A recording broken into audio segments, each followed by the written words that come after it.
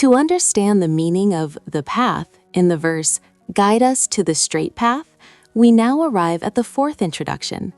In one verse, the Qur'an says that God raises those who believe and raises those who are given knowledge to higher levels.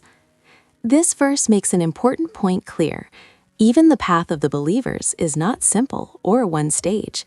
Entering the path of faith does not mean reaching the end of the journey. A believing person still has the capacity to grow, to rise higher, and to become more complete. And only when this process of growth is fulfilled does a person truly become one of the people of the straight path. At this point, the Quran introduces us to a deeper truth, that misguidance, associating partners with God, and injustice all return to one single reality in the real world. The Quran says, "Whoever replaces faith with disbelief has lost the correct path." This means that disbelief itself is misguidance.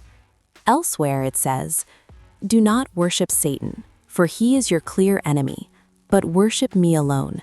This is the straight path."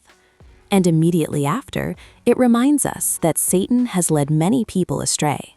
When these verses are placed together, one thing becomes clear. Misguidance is disbelief, and disbelief ultimately leads to shirk. And the Quran calls shirk a form of injustice. Even Satan himself admits this on the Day of Judgment, saying, "I disown the fact that you made me a partner with God, for the unjust will have a painful punishment."